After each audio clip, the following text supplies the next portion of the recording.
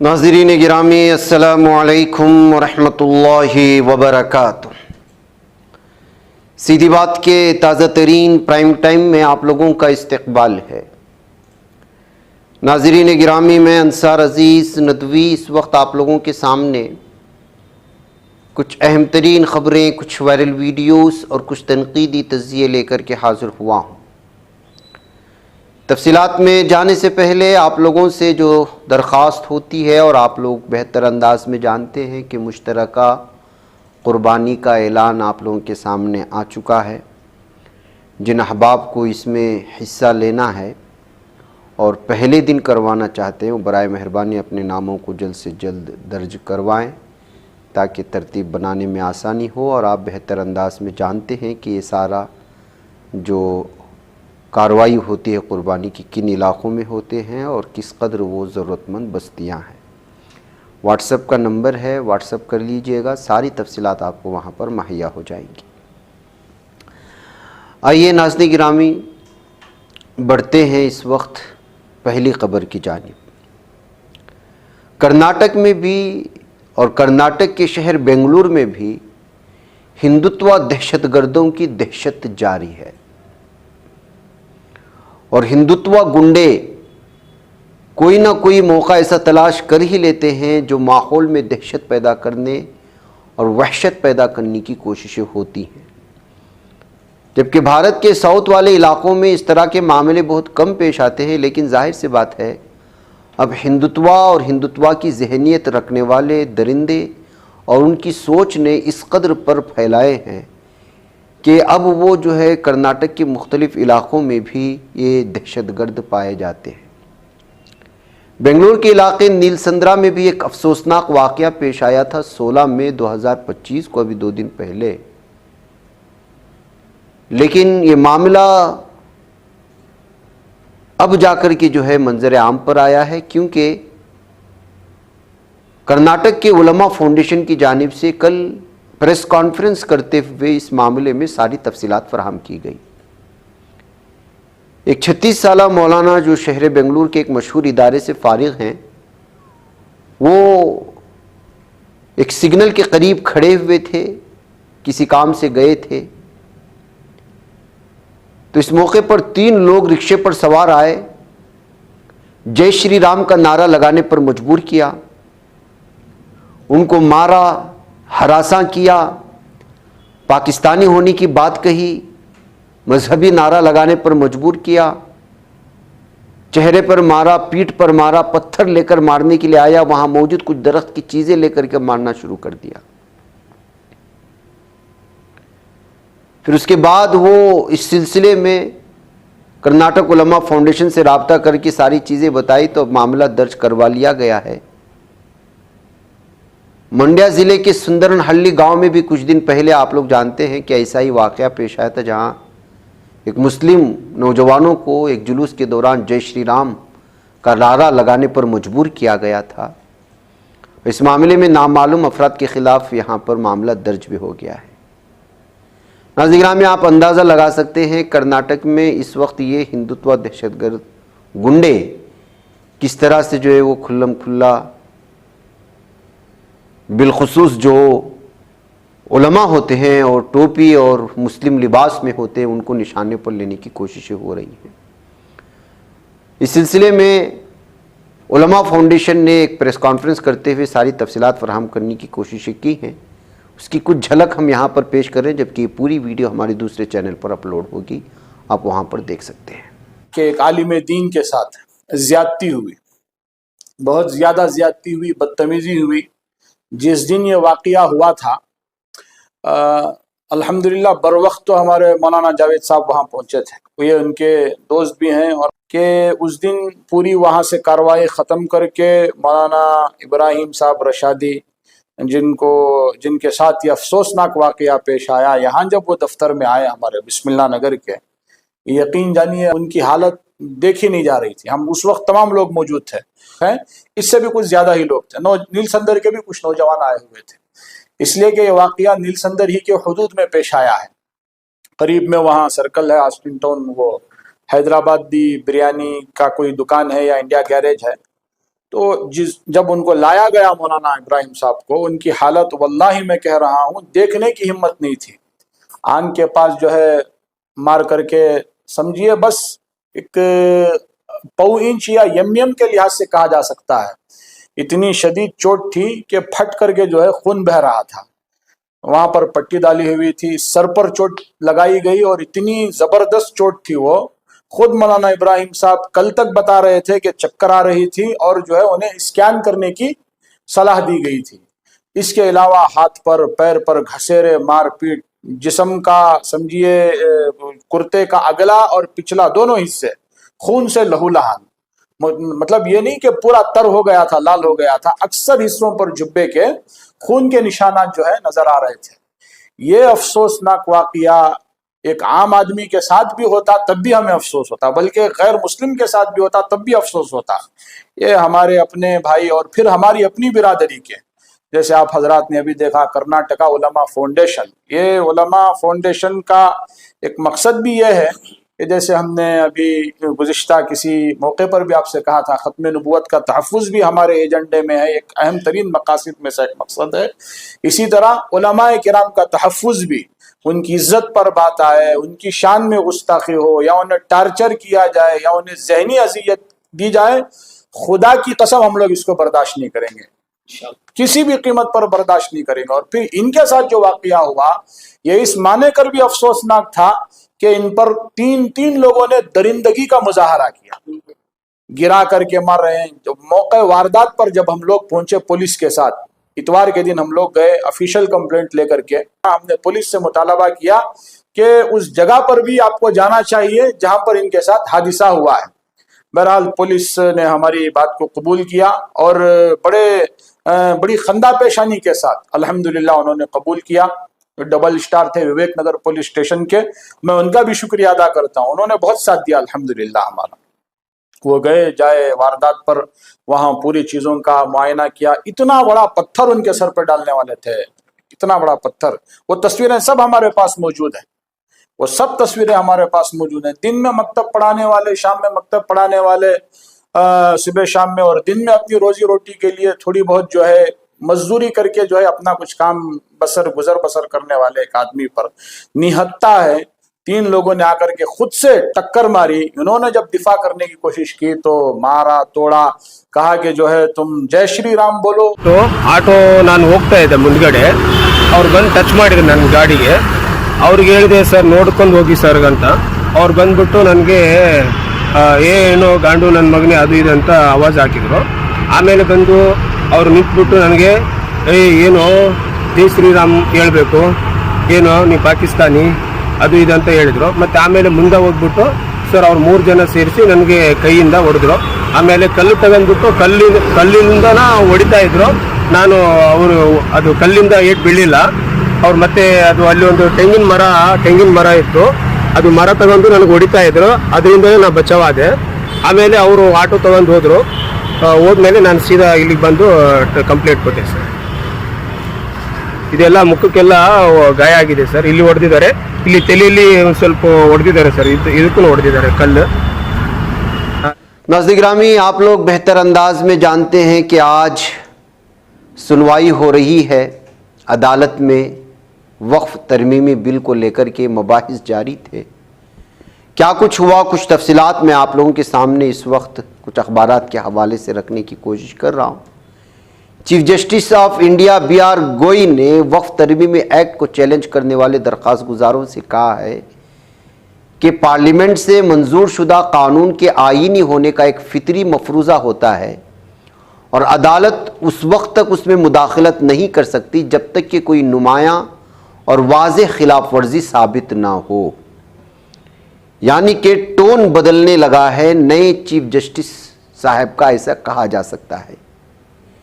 Chief justice गवाई और justice ये मसीह की बेंच इन दरख्वास्तों की समाअत कर रही थी जो गुज़िश्ता माह कानून बनने वाले वक्फ तरमीमी एक्ट के खिलाफ दायर की गई। समाअत के दौरान सॉलिसिटर जनरल तुषार मेहता ने अदालत को बताया कि मरकज़ ने उन 3 नुकात पर अपना तहरीरी जवाब जमा करवा दिया है जिसके सिलसिले में मरकज़ से सवाल किए गए थे। ताहम उन्होंने कहा कि दरख्वास्त गुजारों की तहरीरी गुजारिशात उन 3 नुकात से आगे बढ़ चुकी हैं। उनका कहना था कि मामला इन्हीं 3 नुकात तक महदूद रखा जाए। दरख्वास्त गुजारों के वकील कपिल सिब्बल और अभिषेक मनु सिंघवी ने इस पर एतराज़ किया। सिंघवी ने कहा कि उस वक्त के चीफ जस्टिस संजीव खन्ना ने कहा था कि अदालत मामला सुनेगी और देखेगी कि कोई अबूरी रिलीफ देना है या नहीं, इसलिए अब यह कहना कि बात सिर्फ 3 नुकात तक महदूद है दुरुस्त नहीं है।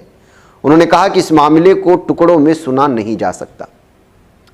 कपिल सिब्बल ने कहा कि यह कानून वक्फ ज़मीनों पर कब्जे के लिए बनाया गया है और इसमें किसी कानूनी तरीक़ेकार पर अमल नहीं किया गया। उन्होंने एतराज़ किया कि कानून में सिर्फ वही शख्स वक्फ बना सकता है जो कम अज़ कम 5 साल से इस्लाम पर अमल पैरा हो। अगर कोई शख्स मरने के करीब हो और वक्फ करना चाहे तो उसे साबित करना होगा कि वो 5 साल से मुसलमान है, जो कि गैर आईनी है। चीफ जस्टिस ने जवाब दिया कि पार्लियामेंट से मंजूर शुदा कानून के आईनी होने का एक मफरूज़ा होता है और जब तक कोई नुमाया खिलाफ वर्जी ना हो अदालत मुदाखलत नहीं करेगी, ख़ास तौर पर मौजूदा हालात में। कपिल सिब्बल ने कहा कि नए कानून के मुताबिक कोई भी गांव पंचायत निजी फ़र्द शिकायत करे तो जायदाद वक्फ की हैसियत खो सकती है और फैसला करने वाला अफसर खुद सरकारी नुमाइंदा होगा जो अपने ही मामले में जज बन जाएगा। उनका कहना था कि वक्फ एक निजी जायदाद होती है, ये रियासत की मिल्कियत नहीं हो सकती। अब वही जायदाद रियासत ले रही है। आइन के तहत रियासत किसी मजहबी इदारे की माली मामलत नहीं कर सकती। मस्जिद की मरम्मत के लिए सरकारी फंड नहीं दिया जा सकता। कब्रिस्तान के लिए ज़मीन निजी अफराद को ही देनी पड़ती है। इसीलिए लोग अपनी ज़िंदगी के आखिरी हिस्से में जायदाद वक्फ करते हैं। मस्जिदों में मंदिरों की तरह चंदा नहीं आता और ना ही उनके पास अरबों रुपए का कॉर्पस होता है। जब चीफ जस्टिस ने कहा कि दरगाहों को भी ग्रांट्स मिलती हैं तो सिब्बल ने वजाहत की कि वो सिर्फ मस्जिदों की बात कर रहे हैं। वक्फे के बाद कपिल सिब्बल ने कहा कि अगर किसी यादगार को महकमे आसार कदीमा की जानिब से महफूज करार दिया जाए तो फ़ौरन अपनी वक्फ हैसियत खो देगा। इसमें जामिया मस्जिद संबल भी शामिल है। उन्होंने कहा कि ये बहुत ही तशवीशनाक है। बहरकैफ नाज़रीन गिरामी, इस सिलसिले में जब ये रिकॉर्डिंग हो रही थी, सुनवाई चल रही थी, मज़ीद क्या फ़ैसला हुआ है और क्या हिदायत जारी हुई हैं, ये मज़ीद आगे की जो है प्राइम टाइम में आप लोगों के सामने रखने की कोशिशें होंगी। नाज़रीन गिरामी, मूसलाधार बरसात ने भारत के अक्सर रियासतों में इस वक्त तबाही मचाई रखी है। ऐसे में हमारे कर्नाटक और ख़ुसूसी तौर पर बेंगलुरु में भी इस वक्त शदीद बारिश की वजह से मुख्तलिफ इलाके बुरी तरह मुतासिर हो चुके हैं। सड़कों पर जगह जगह पानी भर चुका है। कई रिहाइशी इलाके ज़ेरे आब आ चुके हैं। शहर में अभी और मूसलाधार बारिश के आसार हैं। हिंदुस्तानी महकमे मौसमियात के मुताबिक गुज़िश्ता 24 घंटों में बेंगलुरु में 104 मिलीमीटर बारिश दर्ज की गई है। कर्नाटक के मुख्तलिफ साहिली इलाकों में भी लगातार बरसात हो रही है। कई घरों में और रास्तों में पानी जमा होने और पानी घुसने का मामला सामने आ रहा है। पड़ोसी रियासत तमिलनाडु की भी ऐसी ही सूरत हाल है। सोशल मीडिया पर भी बेंगलुरु के मुख्तलिफ हिस्सों से ज़ेरे-आब सड़कों की वीडियो सामने आती जा रही हैं, जिसमें देखा जा सकता है कि बारिश के दरमियान शहर किस तरह मसाइल से दो चार है। बीजेपी मुख्तलिफ चीज़ें शेयर करते हुए इस वक्त कांग्रेस को लगातार निशाने पर ले रही है। महकमे मौसमियात ने बेंगलुरु समेत कर्नाटक के 23 ज़िलों में जुमेरात तक शदीद बारिश को लेकर अलर्ट जारी कर दिया है। बेंगलुरु के लिए जहां एक तरफ ऑरेंज अलर्ट जारी है, वहीं कर्नाटक के दीगर मकामात के लिए येलो अलर्ट जारी हो चुका है। महकमे मौसमियात के मुताबिक बेंगलुरु जैसे शहर ज़्यादातर कॉन्ट्रैक्ट से बने हैं। इस तरह आबी नक्काशी के लिए आउटलेट ब्लॉक है, इसलिए ऑरेंज अलर्ट जारी किया गया ताकि अफसर पहले से तैयारी कर सकें। बारिश के साथ बिजली चमकने, 50 से 60 किलोमीटर फी घंटे की रफ्तार से तेज़ हवाएं चलने के लिए भी इंतबाह किया गया है। पूरा हफ्ता बादलों की गरज के साथ तेज़ बारिश के आसार हैं। नाज़रीन गिरामी, वज़ीर आला DK शिव कुमार ने कहा है कि बेंगलुरु में शनाख्त किए गए 70% इलाकों में सैलाब के मसले का हल कर लिया गया है। शिव कुमार ने साइले ऑट, Manyata Tech Park, Silk Board junction समेत कई मुतासिर इलाकों का दौरा किया और ज़राए इब्लाग के नुमाइंदों से कहा कि शहर में सैलाब के अंदेशे वाले 210 इलाकों की पहचान कर ली गई है। वाज़ेह है कि एक 9 साल के लड़के समेत 3 लोगों की पीर को बारिश से मुतालिक अलग अलग वाक़यात में मौत वाक़ हो चुकी है। बेंगलुरु और आसपास में तेज़ बारिश की वजह से एक IT कंपनी की दीवार गिरने से 35 साला खातून की मौत हुई। अफसरों ने बताया कि महलूक की शनाख्त शशि कला उम्र 35 के तौर पर कर ली गई है। इतवार और पीर की दरमियानी रात शहर में 6 घंटे से ज़्यादा वक्त की बारिश हुई, जिससे कई इलाकों में पानी जमा हुआ, जिसकी वजह से एक हादसा 6 बजे हुआ।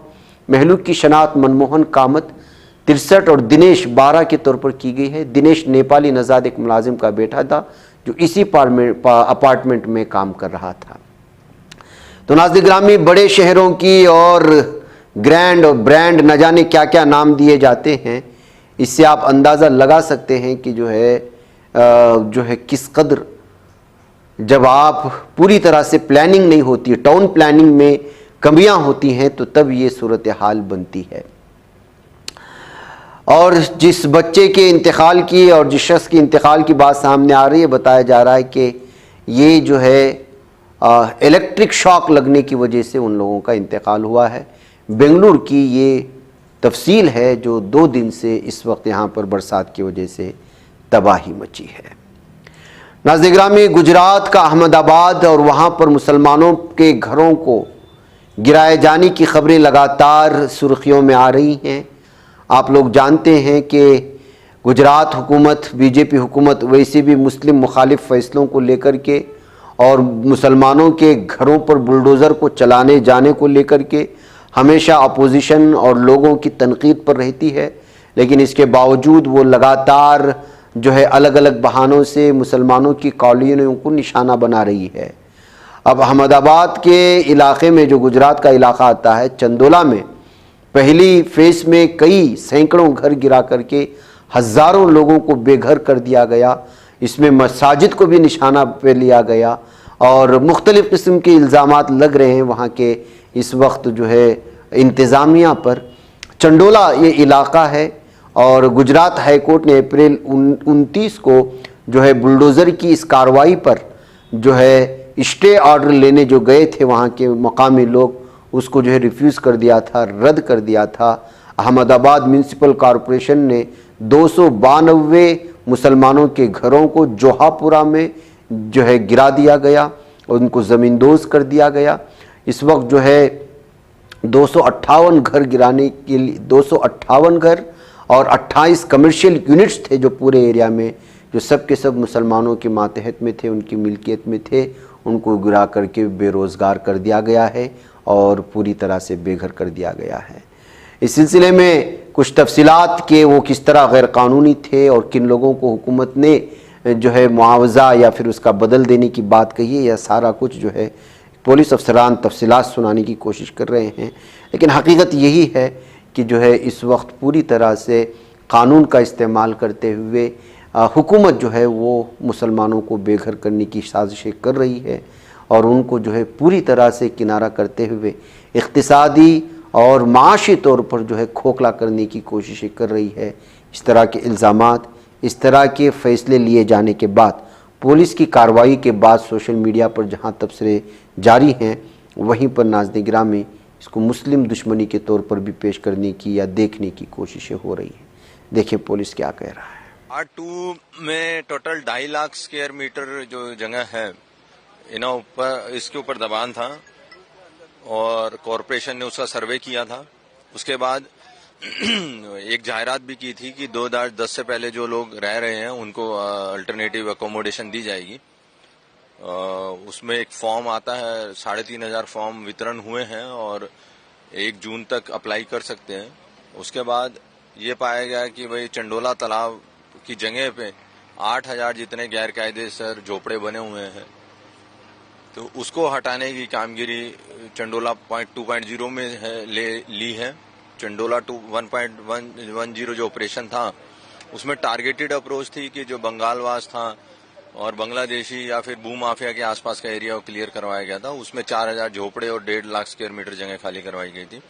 आज टोटल 50 जितनी कॉरपोरेशन की टीम कार्यरत है, उनके सबके साथ पर्याप्त संख्या में पुलिस बल तैनात है और इसके साथ साथ एंटी मोर्चा, रेस्क्यू और टीमें, कॉर्डन की टीमें कार्यरत हैं। 2 शिफ्ट में बंदोबस्त को डिवाइड किया गया है और 3,000 से ज्यादा पर्याप्त संख्या में यहाँ पे पुलिस बल है। नाज़रीन गिरामी, आर्टिकल 19 के हवाले से एक वीडियो वायरल हो रही है जहां पर भगवा गमछा डाले हुए लोग पुलिस को डराते हुए, धमकाते हुए नजर आ रहे हैं। ये वीडियो वायरल हो रही है, फिरोजाबाद यूपी की बताई जा रही है, लेकिन इस बात को लेकर की कोई तस्दीक नहीं है कि क्यों पुलिस अफसरान को और किस फंक्शन में ये भगवा गमछे वाले उनको धमकियां देते हुए नज़र आ रहे। लेकिन जाहिर सी बात है कि पुलिस के साथ इस रवैये को लेकर के एतराज़ात जताए जा रहे हैं। नाज़रीन गिरामी, आज मुरादाबाद के जो है वेयर हाउस में, जिसमें एनगल्फ के 60 जो है कपड़ों का वेयर हाउस था, वहाँ पर आग लगने की खबरें सामने आ रही हैं। अगर किसी एक जगह पर जो है वेयर हाउस में आग लगी है और बड़े पैमाने पर लगी है, तो आप अंदाज़ा लगा सकते हैं कि किस कदर बड़ा नुकसान हो रहा होगा। अभी इस सिलसिले में मज़ीद तफसीलात आनी बाकी हैं।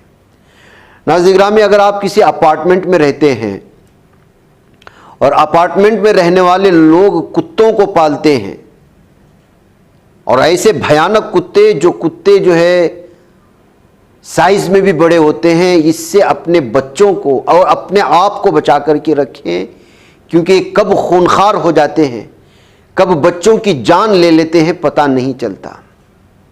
अहमदाबाद के एक अपार्टमेंट में इस वक्त रोटवीलर नामी एक खतरनाक कुत्ता 4 महीने के बच्ची को हमला करके, जबकि उसका मालिक उसके साथ में था और वो उस पर कंट्रोल नहीं कर पाया, वो हमला करके उसको ख़त्म कर देता है, कत्ल कर देता है।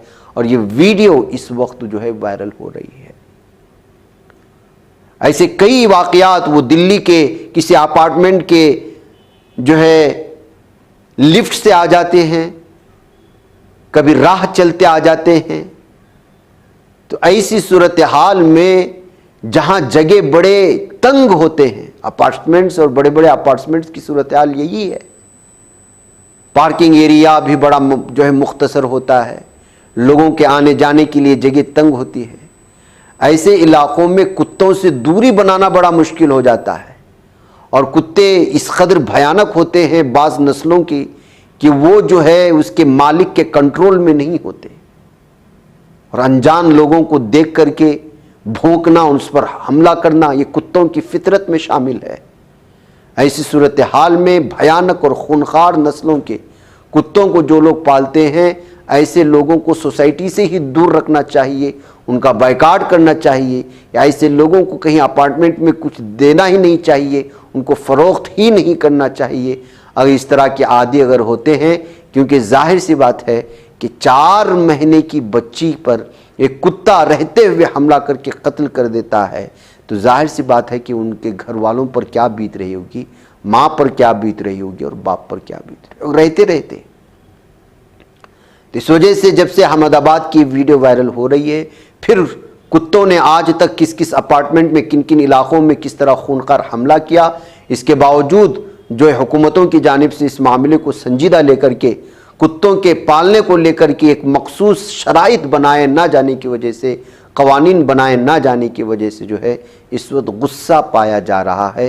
कहते हुए इस वीडियो को इस वक्त गुजरात के अहमदाबाद में मकामी ज़बान में जो है अलग अलग तबसरों के साथ शेयर करने की कोशिशें हो रही हैं। नाज़रीन गिरामी, एक तस्वीर आप देख रहे होंगे, ये मशहूर बदनाम यूट्यूबर है जो बदनाम हुआ और मखसूस कम्युनिटी को निशाने पर लेकर के बीजेपी में शामिल हो गया। बीजेपी लीडर मनीष कश्यप, अब इसकी एक वीडियो वायरल हो रही है। पटना मेडिकल कॉलेज हॉस्पिटल में पीर को एक जूनियर डॉक्टरों के साथ झगड़ा कर लिया, जिसके बाद जूनियर डॉक्टरों पर इल्ज़ाम है कि उन्होंने उन्हें कमरे में यरगमाल बनाकर बुरी तरह पीटा। मनीष कश्यप पीर की दोपहर एक मरीज की इल्तिजा करने पटना मेडिकल कॉलेज अस्पताल पहुंचा था। इस दौरान वहां काम करने वाले खातून जूनियर डॉक्टर के साथ उसका झगड़ा हो गया। इसके बाद मामला बढ़ने लगा। बताया जा रहा है कि उसी दौरान मनीष कश्यप ने उस पूरे मामले को लेकर अस्पताल के अहाते में एक वीडियो बनाना शुरू कर दिया, जिसके बाद जूनियर डॉक्टर्स नाराज हो गए। खातून जूनियर डॉक्टर के साथ मनीष कश्यप का झगड़े का मामला बिगड़ता चला गया। फिर अस्पताल के जूनियर डॉक्टरों ने मनीष कश्यप को तकरीबन 3 घंटे तक एक कमरे में यरगमाल बना करके उसकी गुंडागर्दी की उसको जवाब देने की कोशिशें हुई, जिसके बाद जो है एक बार फिर ये शख्स जो बदनाम है उस सुर्खियों में आ गया। नाज़रीन गिरामी, नैनीताल में एक वाक़ये को लेकर के, एक वारदात को लेकर के, बच्चे के साथ ज़्यादती को लेकर के जो सूरत हाल बनी वो सारी तफसीलात आप लोगों के सामने हैं। और उसके बाद जिस तरह मुसलमानों को तंग किया गया, मुसलमानों पर हमले किए गए, बॉयकॉट के नारे लगाए गए, हिंदुत्वा गुंडों ने भरे बाज़ार में मुसलमानों की दुकानों की चीज़ों को उठाकर बाहर फेंकना, उनके बॉयकॉट करने की सारी चीज़ें सामने आने के बाद जो नैनीताल इलाका है जो बहुत ही मशहूर है सयाहत के लिए, वहाँ पर अब सन्नाटा छाया हुआ है। और बताया जा रहा है, एक रिपोर्ट के मुताबिक 60 करोड़ रुपए का नुकसान हुआ है वहाँ के होटलों को, वहाँ की सयाहत में आने जाने। उत्तराखंड का एक मशहूर सयाहती शहर है नैनीताल। एक बार गर्मी के उरूज के मौसम में भी सयाहों से गूंज नहीं सका। आमतौर पर अप्रैल और जून के दौरान यहाँ सयाहों का बहुत ज़्यादा हुजूम होता है, लेकिन इस बार शहर में खामोशी है, होटल खाली हैं, बाज़ारों में हलचल नहीं है, कश्तियों की आवाज़ें खामोश हो चुकी हैं। सयाहत के कारोबार से वाबस्ता लोगों के मुताबिक अब तक 60 करोड़ रुपए का नुकसान हो चुका है। होटलों में कोई आने को तैयार नहीं, रहने को तैयार नहीं और खाने को तैयार नहीं। मकामी ताजिरों और सयाहत के माहिरीन का ख्याल है कि उसकी बड़ी वजूहात पार्किंग और टोल फीस में इजाफा, नैनीताल में हालिया फ़िरक़ावाराना कशीदगी और पाक भारत सरहद पर जारी कशीदा सूरत हाल, इन वजूहात से न सिर्फ घरेलू सयाह बल्कि दिल्ली, एनसीआर, पंजाब, गुजरात और महाराष्ट्र से आने वाले सयाह भी दूसरे ऑप्शंस का रुख कर रहे हैं।